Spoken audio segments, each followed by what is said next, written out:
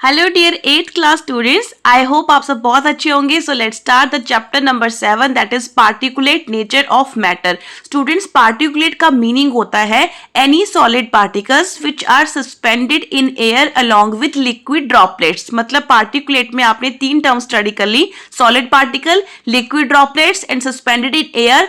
Air is a form of gas. Clear? So matter क्या होता है? मैटर होता है पदार्थ, anything that has mass and occupy space. मतलब कोई भी वस्तु या कोई भी चीज जो जगह को घेरती है और साथ में जिसका कुछ ना कुछ मास होता है उसको हम मैटर बोलते हैं। ओके, सो इस चैप्टर में हम स्टडी करेंगे जो मैटर की मतलब पदार्थ की सबसे मोस्ट कॉमन जो 3 स्टेट्स हैं, that is solid, liquid and gases के बारे में, उनके जो पार्टिकल हैं वो किस तरह से अरेंज है और उन पार्टिकल्स के बीच में जो इंटर पार्टिकल अट्रैक्शन या इंट्रैक्शन है वो किस टाइप की है। ओके, सो चैप्टर के स्टार्टिंग में ही आपको एक ब्यूटीफुल सी पिक्चर है जिससे आपका चैप्टर भी इसी से रिलेटेड स्टार्ट होगा कि ये एक रिवर बैंक है जिसमें कुछ बच्चे जो हैं, कुछ जो स्टूडेंट्स हैं वो स्टोन्स को पाइल अप कर रहे हैं, कुछ सैंड के साथ प्ले कर रहे हैं, कुछ ने अपने हैंड्स में वाटर को होल्ड करा हुआ है, ठीक है, और बाकी अपनी ऑब्जर्वेशन कर रहे हैं। तो चैप्टर के स्टार्टिंग में ही आपको आपके अंदर की जो क्यूरियोसिटी है उसको अराइज करने के लिए क्वेश्चंस दिए होते हैं हर चैप्टर में। Here are also the 4 questions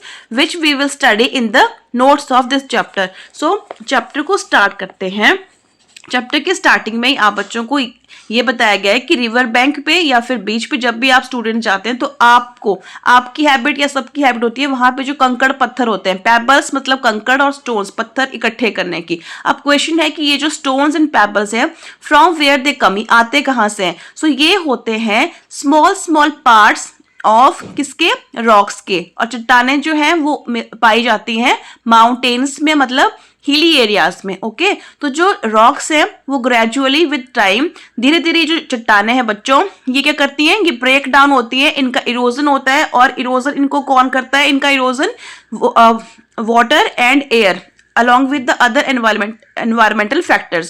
तो ये जो रॉक्स हैं ये स्मॉल स्मॉल पीसेस में क्या करती हैं? ब्रेक डाउन हो जाती हैं और साथ में उनको इन पीसेस को बहा के इनको अपने साथ फ्लो करके रिवर्स जो है वो प्लेन्स में लेके आती है। इसलिए ये जो पार्टिकल्स है वो हमें प्लेन्स में मिलते हैं। अब ये जो स्टोन्स, पेबल्स, ये सैंड है, ठीक है, जो कि वाटर के साथ रिवर के साथ बह के प्लेन्स में आते हैं।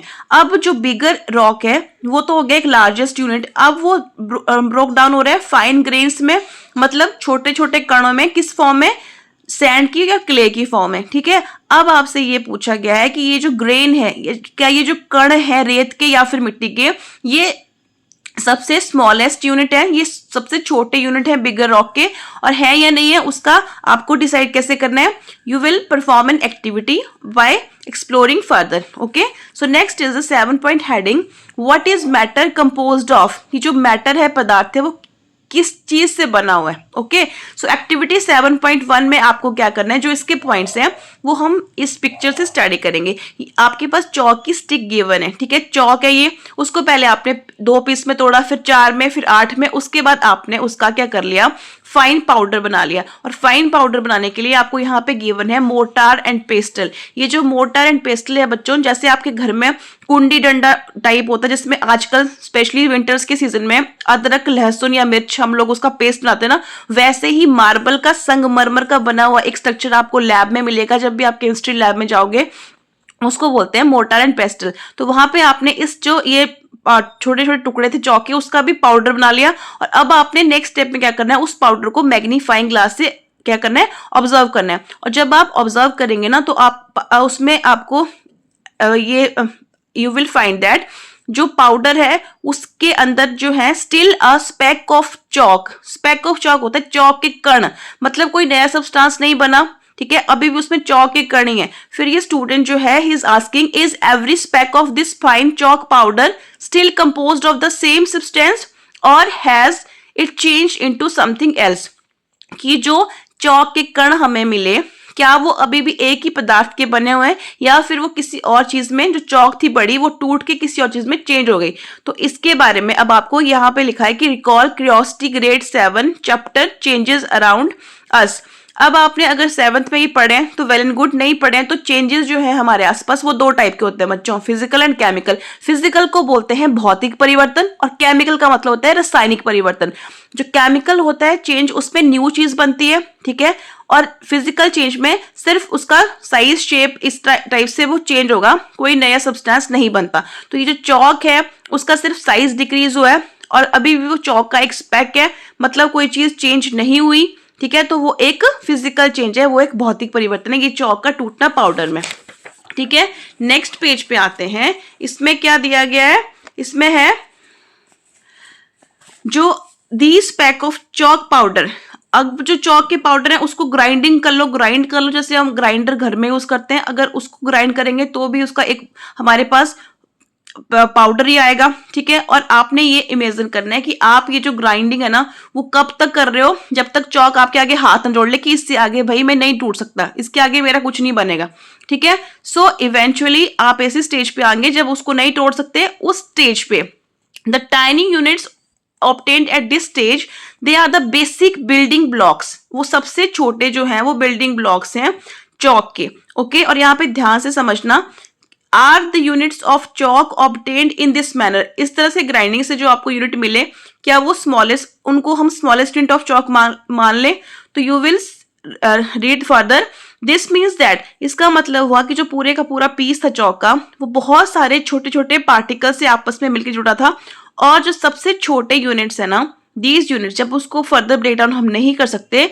These units are called constituent particles of chalk. यहाँ पे डेफिनेशन आपके पास इंपॉर्टेंट भी है कि कॉन्स्टिट्यूएंट पार्टिकल क्या होता है, इज द बेसिक यूनिट, मतलब smallest unit which combine with one another to form a larger unit, ठीक है, जिससे मिलके जो सब्सटेंस या मटेरियल बनता है, ओके। सो चौक की तरह जो ग्रेन्स ऑफ सैंड है, मतलब जो रेत के और मिट्टी के कण होते हैं, वो चट्टान के स्मॉलेस्ट यूनिट नहीं है, वो क्या है, वो भी खुद बहुत सारे मिलियंस ऑफ स्मॉलर यूनिट से मिलकर बने हैं, जो कि उनके कांस्टेंट पार्टिकल्स हैं। तो यही हमारा लास्ट में क्वेश्चन था कि जो रॉक है उसका यूनिट सैंड या ग्रेन है या नहीं है, तो नहीं है। जो सैंड और ग्रेन है वो खुद क्या है, they are made up of millions of smaller particles, okay. So let's explore further. जब आप फर्दर एक्सप्लोर करोगे तो you will do an activity, interesting सी एक्टिविटी है, बड़ी कॉमन सी भी है, ये जनरली हम समर सीजन में करते हैं और बच्चा करता है ये जब लेमन जूस बनाते हैं, ठीक है। आपको क्या करना है, साथ में आपको एक प्रिकॉशन दी है कि ये तो सिंपल एक वाटर और शुगर का सोल्यूशन है, बट अगर कोई आप इस तरह से एक्टिविटी कर रहे हो तो कभी भी आपको वो डायरेक्ट ड्रिंक नहीं करना है बिना किसी को पूछे, ठीक है। सो आपको उस एक्टिविटी में क्या करना है बच्चों, आपको एक ग्लास फिल विद वाटर लेना है, उसमें आपने क्या कर दिया, 2 चम्मच शुगर ऐड कर दी, फिर उससे बाद आपने उसको क्या करना है, स्टर नहीं करना है, उसको हिलाना नहीं है। क्या करोगे आप, टॉप लेयर जो होगी उस सोल्यूशन की, शुगर प्लस वाटर की, उसको आपने 1 स्पून वहां से लिया और उसको टेस्ट किया, तो जो जब तक चीनी घुलेगी नहीं, वो डिजोल्व भी नहीं होगी, तो आपको टेस्ट क्या आएगा, you will not get any test, आपको टेस्ट जो है वो वाटर का ही आएगा, मतलब वाटर का जो है वो आपको इसमें टेस्ट होगा, नॉट शुगर टेस्ट। उसके बाद आपने उसको क्या करना, स्टर करना, अच्छे से स्टर कर दिया, शुगर पूरी डिजोल्व हो गई, फिर आपने टॉप लेयर को लेके, वैसे ही आप टॉप लेयर से 1 स्पून लेके उसको टेस्ट करोगे, तो जब आप ये एक्टिविटी रिपीट करोगे तो you will get the test of sugar, sugar का टेस्ट उसमें आएगा, ठीक है। अब इसके बाद शुगर तो सोल्यूशन में डिजोल्व हो गई, अब इसमें आपको ये है गिवन कि जो शुगर पार्टिकल्स हैं वो ऑब्जर्व ही नहीं हुए, वो आपको दिखते नहीं है कभी भी वाटर में जब डिजोल्व होते हैं, वो आपको सिर्फ फील होते हैं टेस्ट से, ओके। तो मतलब इससे ये प्रूव हो गया इस एक्टिविटी से, जो शुगर का एक सिंगल ग्रेन है, मतलब चीनी का एक छोटा सा टुकड़ा है, एक दाना है ना, उसमें भी बहुत सारे पार्टिकल्स से वो मिलके बना है, और वो सारे के सारे पार्टिकल जो थे वो पानी के अंदर डिजोल्व हो गए, पानी के अंदर वो क्या हो गए, इनविजिबल हो गए, ठीक है। सो नेक्स्ट इज एक्टिविटी जो हमने अभी करी चौक की या शुगर की, उन्होंने हमें ये आइडिया दिया कि जो मैटर है वो large number of small particle से मिलकर बना हुआ है, और इतने ये स्मॉल है कि कई बार ये हमें ऑर्डिनरी माइक्रोस्कोप से भी विजिबल नहीं होते, तो आपको तो क्या ही दिखेगा कि शुगर कहाँ गई, पानी में, ओके। सो बट अभी शुगर गई कहाँ, तो शुगर कहाँ गई, उससे एक न्यू टर्म हमारे पास आएगी, इंटर पार्टिकल स्पेस, जो वाटर के पार्टिकल्स के बीच में स्पेस था। इंटर का मतलब होता है स्टूडेंट्स 2 के बीच में, और इंट्रा का मतलब होता है विद इन 1, ओके। अब जो दो पार्टिकल्स के बीच में स्पेस है, जितने भी वाटर के पार्टिकल्स हैं उनके बीच में जो शुगर थी वो जाके गुम हो गई, ठीक है। तो यहां से एक नई term I inter particle space, which is the space between the particles. Okay, so next Abhishek girl is thinking chalk and sugar, जो चौक है और शुगर है वो क्या है, दोनों टूट गए अपने कांस्टेंट पार्टिकल्स में जिनसे मिलकर वो बने, जैसे हमने अभी देखा। बट ये जो कांस्टेंट पार्टिकल्स हैं वो आपस में जुड़ते कैसे हैं, how they hold together to form, चाहे वो चीनी को बना रहे हैं या फिर चौक को बना रहे हैं, ठीक है। So what decides the different states of matter, अब जो पदार्थ है उसकी अलग अलग स्टेट्स, वो तो हमें पता है सॉलिड, लिक्विड एंड गैस। अब उनको डिसाइड कौन करता है, उनको डिसाइड करता है उनके बीच में इंटर पार्टिकल अट्रैक्शंस। याद रखना पार्टिकल्स के बीच में ये जो फोर्सेस होती है ना, चाहे वो सॉलिड, लिक्विड, गैस, वो अट्रैक्टिव इन नेचर होती हैं, रिपल्सिव इन नेचर नहीं होती, ठीक है। सो यहाँ पे लिखा है अट्रैक्टिव इन नेचर, जो particles of matter they are hold by inter particle attractions, क्या बोलते हैं उनको, इंटर पार्टिकल अट्रैक्शन। और इन इंटर पार्टिकल अट्रैक्शन की जो वो स्ट्रेंथ होती है ना, वो डिसाइड करती है और डिपेंड भी करती है कि आपका जो सब्सटेंस है उसका नेचर क्या है, वो सॉलिड है, लिक्विड या फिर गैस है। और साथ में इंटर पार्टिकल डिस्टेंस, मतलब उन पार्टिकल्स के बीच में डिस्टेंस कितना है। अब देखो इंटर पार्टिकल डिस्टेंस अगर बढ़ता जाएगा तो ये जो फोर्सेस होंगी, अट्रैक्शंस होंगी, वो भी घटती जाएंगी, ओके। और अगर पार्टिकल्स के बीच में स्पेस कम होगा तो ये इंट्रैक्शन भी स्ट्रांग होंगी, ठीक है। सो ये जो स्ट्रेंथ होती है इन फोर्सेस की, वो डिसाइड करती हैं कि मैटर का जो सब्सटेंस का जो फिजिकल स्टेट होगा वो किस स्टेट में एग्जिस्ट करेगी। आज साइंटिफिक हेरिटेज में आपको एक फिलोसफर है इंडियन फेमस कन्नड़, उनके बारे में बताया गया है कि उन्होंने जो था वो firstly spoke about the idea of परमाणु। अब जो परमाणु है बच्चों, वो एटम को बोलते हैं हिंदी में। अब उस टाइम तक इंडिया में ये इंफॉर्मेशन थी कि जो एटम है या परमाणु है वो स्मॉलेस्ट यूनिट है जिससे कोई भी सब्सटेंस बना होता है। फिर बाद में डिस्कवरी हुई, तो आजकल सबको पता है कि एटम को भी हम फर्दर डिवाइड करते हैं इलेक्ट्रॉन, प्रोटॉन एंड न्यूट्रॉन में, क्लियर। तो ये जो इनकी इन्वेंशंस थी या जो इंफॉर्मेशन थी, ये उनकी जो बुक थी वशिष्ठ का सूत्र, उसमें ये रिकॉर्ड है सारा, ठीक है। सो नेक्स्ट पेज पे आते हैं। नेक्स्ट पेज पे you will provided with, let's explore how these attractions very in different state. अलग अलग स्टेट्स में ये जो अट्रैक्शंस हैं, ठीक है, इंटर पार्टिकली कैसे वेरी करती हैं, डिफर करती हैं। तो सबसे पहले हमारे पास आती है सॉलिड स्टेट, जिसके आपको 6 बड़े इंटरेस्टिंग से एग्जांपल गिवन है कि आपको चीजें इकट्ठी करनी है। आयरन नेल हो गई, जैसे लोहे की कील हो गई, लकड़ी का कोई ब्लॉक हो गया, चाबी या पीस ऑफ एल्यूमिनियम है, स्टोन है, रॉक सॉल्ट है, सारे के सारे ये सॉलिड है। इनके अलावा कोई और सॉलिड है तो यू कैन कलेक्ट, और साथ में कलेक्ट करके आपको क्या करना है, उनका साइज और शेप आपने ऑब्जर्व कर लिया। ऑब्जर्व करने के बाद उनको आपने तोड़ने की कोशिश करनी है, और जब तोड़ने की कोशिश करोगे ना तो आपको आइडिया लग जाएगा कि किसके बीच में सबसे ज्यादा पार्टिकल जो है वो स्ट्रांगली हेल्ड है, क्योंकि वो सबसे मुश्किल से टूटेगा, जिसके स्ट्रॉन्ग इंटर पार्टिकल अट्रैक्शंस होंगी, clear. Then you are given with that, आपने नोटिस अभी क्या किया कि जितने भी ये सॉलिड है ना, उनकी एक डेफिनेट शेप है, मतलब कोई निश्चित शेप है, भले वो सर्कल में, स्क्वायर में, क्यूब में, जो भी है, बट उनकी जो शेप है वो डेफिनेट है, और साथ में उनका जो वॉल्यूम है वो भी डेफिनेट है, ठीक है। This is due to the fact, अब रीजन क्या है उसका ध्यान से पढ़ना इस लाइन को। पार्टिकल्स जो हैं सॉलिड्स में, दे आर टाइटली पैक्ड होते हैं, और inter particle attractions are very strong. Space कम है पार्टिकल्स में तो अट्रैक्शन स्ट्रॉन्ग होंगी, और ये जो अट्रैक्शन होती है ना, वो सॉलिड्स में इन पार्टिकल को इतनी स्ट्रांगली होल्ड करके रखती हैं कि वो फ्रीली मूव करना तो दूर, वो हिलते भी नहीं अपनी जगह से। वो अगर आप उनको प्रेशर या कोई चीज अप्लाई करोगे, फोर्स, तो वो सिर्फ वाइब्रेट या ऑसिलेट करेंगे अबाउट देयर मीन पोजीशन, ठीक है। टू एंड फ्रो वो मूव कर सकते हैं सॉलिड्स के पार्टिकल, बट वो एक दूसरे को पास करके दूर तक नहीं जा सकते इन अट्रैक्शंस की वजह से। अब आपसे ये बॉय जो है, ही इज आस्किंग कि क्या सॉलिड स्टेट में इन पार्टिकल्स को मूव दूर दूर करने का कोई तरीका है, और वो तरीका क्या है बच्चों, उनको हीट कर दो, ठीक है। जब हम सॉलिड को हीट करते हैं, जस्ट ये सॉलिड है आपका, सारे पार्टिकल्स इसके बीच में ना बिल्कुल क्लोजली पैक्ड हैं, बिल्कुल हल्का सा स्पेस बीच में रहता है, ठीक है।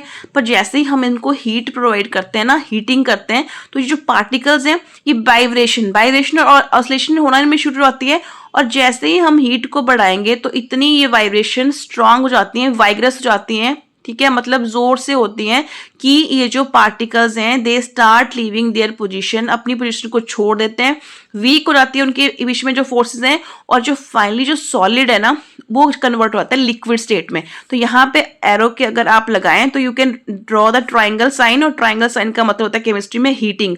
आप हीट करते जाओ, ये सॉलिड से लिक्विड स्टेट में चला जाएगा, और द टेम्परेचर, और जिस तापमान पे ये चीज होती है सॉलिड लिक्विड बनता है उसको बोलते हैं melting point of the solid. इसमें सॉलिड पिघल जाएगा, किसमें? लिक्विड में। ओके, सो द मिनिमम, अब ये जो टर्म मिनिमम है ना ये इसलिए यूज करते हैं क्योंकि जो आपकी सॉलिड जो है लिक्विड में मेल्ट हो सकता है किसी भी टेम्परेचर पे above then melting point, but minimum मतलब सबसे कम टेम्परेचर जिस पे जो सॉलिड है वो मेल्ट हो रहा है to become a liquid at atmospheric pressure, और प्रेशर का कोई चेंज नहीं है, वो एटमॉस्फेरिक प्रेशर है, is called melting point of that solid. ठीक है, जैसे मैं एग्जांपल दे रही हूँ यहाँ पे आपके पास 3 एग्जांपल है, आइस का गिवन है बुक में, यूरिया का गिवन है, और साथ में आयरन का गिवन है। अब आइस जो है वो 0 डिग्री सेल्सियस पे मेल्ट होती है, बर्फ, तो बर्फ जो है वो 2 डिग्री पे भी मेल्ट हो सकती है, 3 पे भी, 10 पे भी। वैसे ही जो यूरिया है वो 135 पे भी हो सकता है, क्योंकि 133 से ऊपर जो भी होगा उस पर वो मेल्ट होगा। बट जो हम लेते हैं मिनिमम, सबसे कम जिसमें वो पिघलना स्टार्ट होता है ना, उसको बोलते हैं melting point of that particular solid, that's why we are using the term minimum here. Clear? So वो आ गया उसका मेल्टिंग पॉइंट। अब लिक्विड स्टेट में जो पार्टिकल्स हैं वो क्या होंगे? जनरली वो एक दूसरे से ज्यादा दूर होंगे, किसके कंपैरिजन? सॉलिड स्टेट के, है ना। पर इसमें ना एक एक्सेप्शन याद रखना, आइस का जो स्ट्रक्चर है वो इस टाइप से होता है कि आइस में जो वाटर के पार्टिकल हैं वो आपस में ज्यादा दूर होते हैं एज कंपेयर टू वाटर, जबकि होना उल्टा चाहिए, पर ये एक्सेप्शन है। इसका जो स्ट्रक्चर है वो इसको डिसाइड करता है। ठीक है, सो उसके बाद कुछ सॉलिड में जिनमें अब इंटर पार्टिकल फोर्सेस जो हैं वो अट्रैक्शन की वीक है बच्चों, वो क्या करेंगे? वो जल्दी मेल्ट हो जाएंगे, मतलब उनका मेल्टिंग पॉइंट कम होगा। और जैसे आयरन का है जिसमें इंटर पार्टिकल अट्रैक्शन बहुत ज्यादा है, तो इसलिए इसका जो मेल्टिंग पॉइंट है वो भी बहुत ज्यादा है। तो ये सॉलिड की स्टोरी थी। अब सॉलिड का तो हमें समझ में आ गया कि डेफिनेट शेप और वॉल्यूम है। अब गैसेस और लिक्विड का क्या केस है वो स्टडी करते हैं हम नेक्स्ट पेज से। इंटरेस्टिंग सी एक्टिविटी है। वैसे ही आपको क्या करना है, आपको ना 3 अलग अलग टाइप के टम्बलर लेने हैं, उनकी शेप अलग होनी चाहिए। ठीक है, और आपने ले लिया साथ में वाटर आप लोगे 200 ml। फिर आप क्या करोगे, पहले उस 200 ml के वाटर को एक कंटेनर में, कंटेनर ए बी सी उनके नेम है, कंटेनर ए में डाल दिया। फिर आप कंटेनर ए से निकाल के उसको कंटेनर बी में डालोगे और बी से ट्रांसफर करोगे आप सी में। यही आपकी एक्टिविटी है। कंडीशन ये है कि जो आपका कंटेनर है ना वो बिल्कुल नीट एंड क्लीन होना चाहिए, गंदा नहीं होना चाहिए। अगर गंदा हुआ तो कुछ पार्टिकल जो वाटर के हैं वो उस गंदगी में भी स्टिक हो जाएंगे और वॉल्यूम को वो अफेक्ट करेंगे। ओके, तो साफ होने चाहिए। तो फिर जब आपने ये एक्टिविटी परफॉर्म की तो इससे आप बच्चों को एक चीज तो बिल्कुल क्लियर हो गई, और वो क्या चीज थी कि water take the shape of a particular container, जिसमें डाला पानी ने उसी की शेप ले ली। तो इसका मतलब water is an example of liquid. तो liquid do not have fix shape. अगर फिक्स होती तो यही शेप वो सब में फॉलो करता। तो फिक्स शेप की तो बात खत्म। अब बात करते हैं वॉल्यूम की। तो इसमें सब में उसका वॉल्यूम 200 ml ही रहा। इसका मतलब liquids have fixed volume but they do not have fixed shape, जो कि इस एक्टिविटी को करने का हमारा मेन मोटिव था। ठीक है, सो ये भी क्लियर हो गया इससे। अब बात करते हैं, इसके बाद डेफिनेट वॉल्यूम की बात हो गई, पर शेप उनकी जो थी वो डेफिनेट नहीं थी। अब आपको एक एक्टिविटी आपने और परफॉर्म करनी है। उसमें आप बच्चे क्या करोगे, यू विल डू, आपने एक खाली बर्तन लिया, उसमें आपने वाटर डाला। अब उस वाटर को आपने अपनी फिंगर से क्या करना, उस वाटर को मूव करना है। ओके, तो जब आप अपने फिंगर से मूव करोगे ना तो यू विल नोटिस कि वो पानी जो है वो अपनी जो जगह से क्या कर रहा है, थोड़ा सा वो मूव कर रहा है। ठीक है, जबकि सॉलिड के केस में आप कभी भी अपनी फिंगर से सॉलिड के बीच में एंटर होकर उसको रिमूव नहीं कर सकते, which can not done in the case of solid में। ये पॉसिबल नहीं जो आपने अभी वाटर के साथ करा। बट जब आपकी ट्राई करोगे तो टेम्परेली जो वाटर होगा वो डिस्प्लेस होगा आपकी फिंगर से। बट जब आप अपनी फिंगर रिमूव करेंगे ना उस बर्तन से, तो वो जो वाटर होगा वो फिर से अपनी पोजीशन रीस्टोर कर लेगा। इसका मतलब, इस एक्टिविटी को करने का मतलब ये हुआ कि जो लिक्विड है भले ही उनमें इंटर पार्टिकुलर जो इंटरेक्शंस हैं they are weaker from solids but still they are enough strong, इतनी वो स्ट्रॉन्ग जरूर होती हैं कि वो उन पार्टिकल्स को, वाटर के पार्टिकल्स को होल्ड कर सकती हैं। तभी तो पानी जो था वो जहां भी गया एक बार सेटल डाउन हो गया, आसपास वो मूव नहीं कर रहा, क्योंकि उनमें इंटर पार्टिकल अट्रैक्शन अभी भी है, ठीक है, भले ही वीक हो सॉलिड से। तो नेक्स्ट जो आपका ये पूरा पूरा पैराग्राफ है, इसमें आप बच्चों को ये बताया गया है कि जो आपने 6th क्लास में स्टडी किया है, नहीं किया है तो बस उसमें ये समझ लीजिए कि जब भी आप किसी लिक्विड को क्या करते हो, बॉईल करते हो, उसको हीट करते हो, ठीक है, टेम्परेचर आप किसी लिक्विड को प्रोवाइड करते हो, तो क्या होता है, वो बॉइलिंग करना उसकी स्टार्ट हो जाती है। अब बॉइलिंग क्यों होती है, क्योंकि जो इंटर पार्टिकल अट्रैक्शंस थी हीट की वजह से, थर्मल एनर्जी की वजह से वो वीक हो जाती हैं और जो लिक्विड है वो बॉईल करता है, ठीक है, और बॉईल करता है वो temperature, the temperature at which liquid start boiling, जहां पे मेल्टिंग स्टार्ट हुई उसको बोल दिया मेल्टिंग पॉइंट, जहां पे बॉइलिंग स्टार्ट हो रही है एटमॉस्फेरिक प्रेशर पे उसको बोल देंगे बॉइलिंग पॉइंट, ठीक है। इतनी ज्यादा पार्टिकल्स की मूवमेंट उस टाइम पे जोरों से होती है कि वो एक दूसरे से दूर चले जाते हैं और फाइनली लिक्विड जो है वो आप सबको पता है गैसियस स्टेट में, वाटर है तो वेपर स्टेट में वो चला जाएगा। ओके, सो नेक्स्ट ये student he is asking that अगर पानी हमसे घरों में ऐसे भी गिर जाए तो वो भी थोड़ी देर के बाद डिसअपीयर होता है, मतलब उसको हम बॉईल नहीं करते बट वो डिसअपीयर होता है। क्यों? वहां पे कॉन्सेप्ट आएगा इवेपोरेशन का, वाष्पीकरण का। और इवेपोरेशन और बॉइलिंग में यही मेन डिफरेंस है कि evaporation takes place at room temperature all the temperature, ठीक है, इवेपोरेशन होती रहती है, भाप बन के पानी उड़ता रहता है, उसमें किसी भी हमें बाहर से हीट की जरूरत नहीं पड़ती। क्लियर? और इवेपोरेशन हमेशा सरफेस से होती है, वो एक सरफेस फिनोमेनन है, जबकि बॉइलिंग जो होती है, बॉइलिंग अगर कोई आप बर्नर में बर्तन में वाटर लेके उसको बर्नर के ऊपर रख रहे हो तो जो बॉइलिंग होगी वो अंदर से भी होगी। वाटर जो आप बबल्स की फॉर्म में देख सकते हो कि पानी जो है वो इनर लेयर से भी जो है वो एटमॉस्फेयर में जाएगा जब आप बॉइलिंग कर रहे हो। क्लियर? उसके बाद आती हैं स्टूडेंट्स गैसियस स्टेट। तो अब गैसेस के बारे में है कि do gases also have fixed volume. देखो गैसेस की शेप तो क्लियर है कि दे do not have definite shape like liquids, but क्या उनका फिक्स वॉल्यूम होता है? अब होता है या नहीं है, उसके लिए ना एक बड़ी इंटरेस्टिंग सी इसमें एक्टिविटीज है। बस आप उन एक्टिविटीज को, ये आपने सारी लाइंस पढ़ ली, ठीक है, एक्टिविटी मैं आपको समझाऊंगी with the help of picture, वहां से बच्चों को ज्यादा जल्दी समझ में आता है। करना कि आपने कोई ग्लास के जार ले लिए या टम्बलर ले लिए, ठीक है, और दो लेने हैं, एक को आपने ए बोल दिया, एक का नेम बी रख देना है। अब जो ए वाला है उसके नीचे आपने क्या किया, बर्निंग कर दी, एक मतलब अगरबत्ती जला दी और ए को उल्टा कर दिया ताकि उसके अंदर जो अगरबत्ती का धुआं है वो इकट्ठे हो जाए।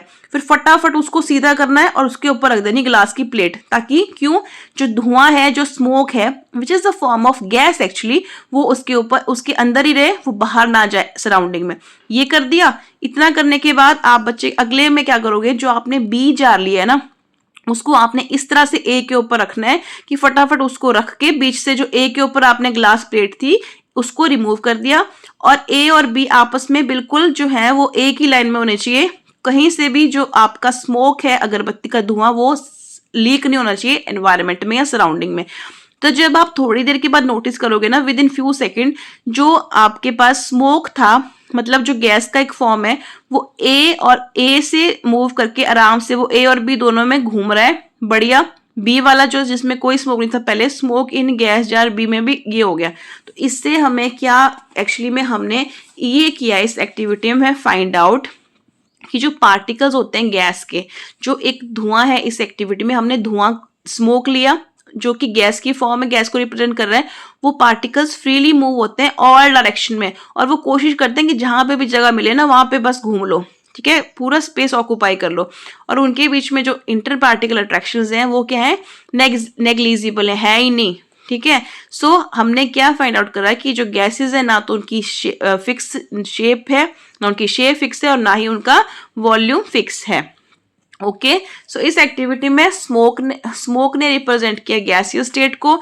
जो टाइनी पार्टिकल्स थे धुएं के, जो एयर में सस्पेंड हो रहे थे, वो हीट कर रहे थे उनको कौन, इनविजिबल जो अदृश्य पार्टिकल्स थे गैस के। और बढ़िया हमने मूवमेंट ऑफ गैस पार्टिकल इस एक्टिविटी के थ्रू ऑब्जर्व की। तो similarly you can also use, अगरबत्ती की जगह पे आप आयोडीन वेपर के थ्रू इस एक्टिविटी को कर सकते हो, जिसमें आपको क्या करना है, सॉलिड आयोडीन लेनी होती है, ठीक है, उसको क्या करना है आपने, क्लोज्ड गैस जार में रख दिया, मतलब एस्केप ना हो, इसके ऊपर देखो कवर लगा हुआ है, ठीक है। सॉलिड आयोडीन इसमें डाल दी, थोड़ी देर में जो पूरे का जो आयोडीन होगी सॉलिड से वो वेपर स्टेट में चेंज होगी और एक पर्पल कलर का आपको उसमें जार में दिखेगा। तो जैसे आपने फर्स्ट एक्टिविटी में बी जार को ए के ऊपर रखा था, तो वैसे ही आप हल्के से हाथों से उस कवर को रिमूव करेंगे और उन दोनों को जो जार होंगे एक एक लाइन में रखेंगे, तो यू विल गेट कि कुछ ही सेकंड्स में जो आयोडीन के वेपर हैं वो आराम से मूव कर रहे हैं दोनों जार में। तो अगेन यही एक्टिविटी शो कर रही है कि जो गैस के पार्टिकल हैं दे मूव फ्रीली, ओके।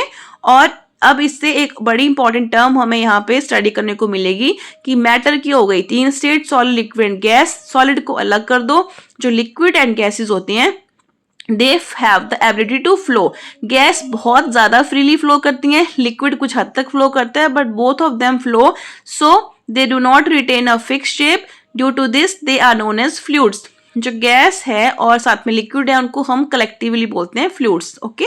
सॉलिड अलग चीज होगी और फ्लूइड्स क्या हो गए, gas and liquids, clear. So next page पे आते हैं, उसमें क्या नेक्स्ट हेडिंग है कि how does the inter particle spacing differ in the 3 states of matter, कि जो मैटर की 3 स्टेट्स हैं उनमें इंटर पार्टिकल जो स्पेसिंग है वो कैसे डिफर करती है, तो उसको भी हम एक एक्टिविटी के थ्रू अंडरस्टैंड करेंगे। और एक्सपेरिमेंट क्या है, अगर आपके पास ये नीडल है, आपने कभी देखी है, तो आपको एक सिरिंज लेनी है, बस उसमें नीडल नहीं होनी चाहिए, ठीक है। उसको आपने क्या करा, उसका जो प्लंजर होता है ना उसको आपने आउटवर्ड पुल करा, ठीक है, फुल जितना वो आप उसको खींच सकते हो। उसके बाद आपने उसके अंदर एयर तो है, क्योंकि एयर इज एवरीवेयर, तो आपने थंब रख दिया ओपन एंड पे ताकि एयर जो उसके अंदर है वो बाहर ना जाए। और उसके बाद आप क्या करोगे, वो जो प्लंजर आपने पहले बाहर की तरफ खींचा था उसको आप स्लोली इनवर्ड मूव करोगे। तो जब आप स्लोली इनवर्ड मूव करोगे ना, तो आप क्या ऑब्जर्व करेंगे, यू विल ऑब्जर्व कि जो वॉल्यूम है ना एयर का उसके अंदर वो क्या हो रहा है, वो डिक्रीज हो रहा है, डिक्रीज हो रहा है। और इससे बिहेवियर से हमें ये पता चलता है कि जो गैसेस होती है ना, air is an example of gas, उन पार्टिकल्स के बीच में बहुत सारा स्पेस होता है और जब हम उनको बाहर से प्रेशर अप्लाई करते हैं तो हम जो लार्ज वॉल्यूम ऑफ गैस है उसको हम स्मॉल स्पेस में स्टोर कर सकते हैं। क्यों, क्योंकि पार्टिकल के स्पेस जो है वो बहुत ज्यादा था, प्रेशर अप्लाई कर रहे हैं तो स्पेस कम हो रहा है, पार्टिकल एक दूसरे के क्लोज आ रहे हैं, इसीलिए लार्ज वॉल्यूम ऑफ गैस को हम स्मॉल कंटेनर में स्टोर कर सकते हैं इसी क्वालिटी की वजह से, ठीक है। बट अगर आप ये क्वालिटी जो है वो वाटर के साथ करोगे ना, तो वाटर के साथ ये पॉसिबल नहीं होगी, क्योंकि वाटर जो है उसको वो इनकम्प्रेसिबल है, ठीक है। पानी को, लिक्विड स्टेट को आप कंप्रेस नहीं कर सकते, compressibility is applicable to gases, clear. और सॉलिड के केस में तो कंप्रेसिबिलिटी 0 है, उनको आप प्रेस करना चाहो तो भी नहीं कर सकते, ठीक है। तो ये चीज इस बात से, एक्टिविटी से ये क्लियर हो गई। अब आते हैं हम नेक्स्ट एक्टिविटी पे जो कि है 7.7।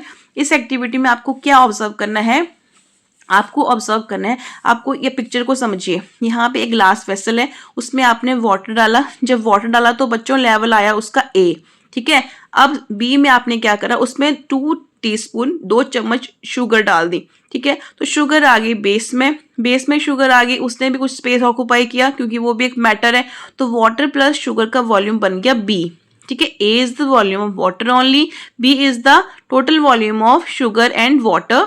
थर्ड में आपने ग्लास डॉट से इस सोल्यूशन को स्टर करा तो क्या होगा, शुगर डिसॉल्व हो जाएगी वाटर में, और जब शुगर डिसॉल्व होगी ना वाटर में तो आपके पास एक नया लेवल आया, that is the level C।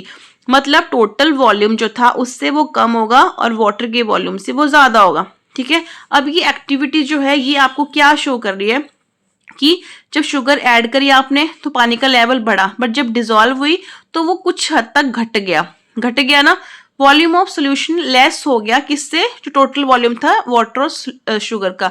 इसका मतलब जो शुगर पार्टिकल्स हैं उन्होंने स्पेस जो था ऑक्युपाई किया किसके बीच में, जो वाटर पार्टिकल के बीच में ऑलरेडी स्पेस था। अब the particles of dissolve substance occupy the spaces, जो उसमें चीज डिसॉल्व हुई वाटर में, कौन डिसॉल्व हुआ, शुगर, उसने उस स्पेस को ऑक्युपाई कर लिया।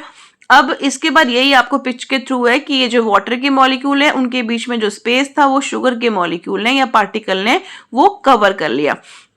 अब आपको ये एक्टिविटी करनी है और सॉलिड के साथ भी आप कर सकते हो, जैसे सॉल्ट हो गया, ग्लूकोज हो गया, या फिर सैंड एंड स्टोन पीसेस के साथ, ठीक है। तो अब आपने हर केस में क्या ऑब्जर्व किया कि जो स्टोन और सैंड है वो डिजोल्व तो नहीं हो रहे पानी में, नहीं हुआ ना, जबकि शुगर वगैरह हो गई। तो आपसे क्वेश्चन है जिसका आंसर आपको अभी मिलेगा थोड़ी विद आफ्टर फ्यू मिनट्स की शुगर डिजोल्व हो जाती है, सैंड डिजोल्व क्यों नहीं होता। ओके, सो इसमें आपको जो नेक्स्ट पेज है इसमें आपको एक ब्यूटीफुल सी पिक्चर है और ये पिक्चर बिल्कुल ऐसी ही आपको 9th क्लास के फर्स्ट चैप्टर में भी मिलेगी अगर सिलेबस चेंज नहीं हुआ तो। सॉलिड स्टेट में जो पार्टिकल्स हैं they are held by strong inter particle attractions living very less space है ही नहीं, minimum negligible almost negligible space between the particles of solid. Liquid के केस में जो वाटर है दैट इज अ लिक्विड, इस केस में थोड़ा बहुत स्पेस पार्टिकल्स के बीच में है, वो हल्का फुल्का मूव करते हैं। गैसेस के बीच में जो स्पेस है साथ में जो इंटर पार्टिकल अट्रैक्शन है दैट आर नेग्लिजिबल। ओके, और साथ में ये भी आप याद रखना कि जो इनके बीच में स्पेस है हमें लगता है कि ये एयर, यहाँ पे एयर होती है जबकि यहाँ पे एयर इज नॉट प्रेजेंट, ये they are vacant spaces. Clear? So a step further में you are provided with information that particles जो टर्म है उसको हम अलग अलग संदर्भ कंटेक्स्ट वाला संदर्भ में यूज करते हैं। जैसे जब हम बात करते हैं एयर पोल्यूशन की तो उस टाइम पे we use the term suspended particulate matter. तो ये यहाँ पे जो पार्टिकल्स हैं these are not the building blocks और basic unit of any substance but these means tiny dust particles. Okay, जो कि एयर में सस्पेंडेड है। क्लियर? सो नेक्स्ट आते हैं how particles move in different states of matter. जो particles हैं बच्चे वो कैसे मूव करते हैं अलग अलग स्टेट्स ऑफ मैटर में, तो एक्सपेरिमेंट के थ्रू आपको अंडरस्टैंड करना है। और experiment you are doing with potassium permanganate जिसका फॉर्मूला होता है KMnO4। ठीक है, K potassium manganese MnO4 potassium permanganate. तो आपको ये प्रिकॉशन है कि you will not touch the potassium permanganate with your hands. Okay, use a spoon और स्पैचुला टू हैंडल इट। अब इसमें एक्टिविटी में आपको करना क्या है, इस एक्टिविटी में हमें क्या करना है, हमें एक ग्लास टम्बलर लिया, उसमें हमने क्या कर दिया, कुछ जो क्वांटिटी थी वो ऐड कर देंगे हम किसकी, पोटेशियम परमैंगनेट की। तो जब आप देखेंगे स्टार्टिंग में इतना प्यारी सी पिक्चर है, इसमें हल्का सा देखो आपने यहाँ पे पोटेशियम परमैंगनेट को ऐड करा तो स्टार्टिंग में ऐसे हल्के हल्के से धागे बन रहे हैं पर्पल कलर के, ठीक है, पिंक कलर के धागे बन रहे हैं और कुछ टाइम के बाद पूरे का पूरा जो वाटर है वो पर्पल या पिंक हो जाता है। ओके, सो इस ये एक्टिविटी क्यों हुई, अब इसमें आपको बड़े अच्छे से समझना है कि जो वाटर मॉलिक्यूल है ना वो पार्टिकल्स हैं वो कांस्टेंट मोशन में वो मूव कर रहे हैं। तो वो क्या करेंगे, first they pull out the particles of potassium permanganate, पहले वो पकड़ के खींचेंगे KMnO4 के पार्टिकल्स को फ्रॉम इट्स ग्रेन, जो उसका दाना होगा, और उसके बाद इन पार्टिकल्स को हिट करेंगे और वो पार्टिकल पूरे के पूरे लिक्विड में स्प्रेड हो गए, जो कि हमने अभी देखा। अब ये वाटर की कैपेसिटी है, कुछ सब्सटेंसेस से वो क्या करते हैं, कांस्टेंट पार्टिकल्स को हिट करके उनको अलग करता है, तोड़ देता है, डिसॉल्व कर लेता है। बट कुछ केस में जो पार्टिकल्स होते हैं they are so strongly held कि वो पानी जो है उनको अलग अलग नहीं कर सकता, जैसा कि सैंड का केस है। इसलिए जो रेत है उसकी इतनी स्ट्रांग इंटर पार्टिकल अट्रैक्शंस होती हैं कि वाटर उसको हिट ही नहीं कर पाता, उनके पार्टिकल्स में नहीं तोड़ पाता। That's why sand is not soluble और इनसॉल्युबल इन वाटर, जो कि हमारा क्वेश्चन था। ठीक है, सो आपको एक साइंटिस्ट की तरह अगर सोचना है ना तो आपको क्या करना है, आपको एक लेना है ठंडे बिल्कुल आइस चिल्ड वाटर का गिलास, बिल्कुल आइस कूल्ड वाटर का गिलास, एक आपको नॉर्मल पानी का गिलास लेना है, एक आपको वार्म वाटर का गिलास लेना है, और सब में फटाफट से डालना है इक्वल अमाउंट में पोटेशियम परमैंगनेट। अब जब आप डालोगे तो यू विल नोटिस कि जो सबसे गर्म पानी होगा ना, मतलब जो हॉट वाटर का टम्बलर है उसमें सबसे पहले पिंक कलर आएगा, उसके बाद नॉर्मल वाटर वाले में पिंक कलर आएगा, और सबसे स्लो जो पिंक कलर आएगा वो आएगा आइस कोल्ड वाटर वाले टम्बलर में। इसका मतलब ये हुआ कि जब भी आप हीट एनर्जी दे रहे हो, जहाँ पे हीट ज्यादा है वहां पे जो वाटर पार्टिकल्स हैं वो फटाफट से तोड़ेंगे किसको, जो भी आपने उसमें सल्यूट या फिर पोटेशियम परमैंगनेट डिसॉल्व किया उसको। मतलब थर्मल एनर्जी अगर ज्यादा होगी, हीट एनर्जी अगर ज्यादा होगी तो पार्टिकल की जो मूवमेंट होगी, पार्टिकल की जो मोशन होगी वो भी ज्यादा होगी, वो हमने इससे कंक्लूड किया। ओके, सो नेक्स्ट है कि हम गैस की मूवमेंट कैसे समझ सकते हैं या एग्जांपल दे सकते हैं, डेमो दे सकते हैं उसका। विदाउट, क्योंकि हमें जो गैस है वो नेक डाई से नहीं दिखती। तो सिंपल क्या कर दो, एक कोने में किसी भी कमरे की अगरबत्ती जला दो। ये आपने घर में नोटिस किया होगा, पूजा घर में अगरबत्ती होती है, पूरे घर में उसकी खुशबू होती है ना। तो ये क्या है, ये सब इसलिए है क्योंकि जो गैस के पार्टिकल्स हैं they are having very less और negligible interparticle attraction, they move freely from one place to another. और कोशिश में वो ये रहते हैं कि जितना भी स्पेस मिले गैस पार्टिकल को पूरे कमरे में, घर में, वो सारे का सारा स्पेस ऑक्यूपाई कर लें। तो इसीलिए इस बच्चे को अब समझ में आ गया कि जब भी कोई अच्छा परफ्यूम लगाता है, या फिर भले ही कोई किसी ने कोई ऑयल स्पेसिफिकली लगाया हो, ठीक है, जिससे हमें स्मेल आती हो, तो वो भी हमें इजीली नोटिस आती है इसी गैस के नेचर की वजह से। क्लियर। तो उसके बाद फिर यहाँ पे आता है बच्चों एक बड़ा इंपॉर्टेंट यूज है पार्टिकुलेट नेचर ऑफ मैटर का हमारे डेली लाइफ में।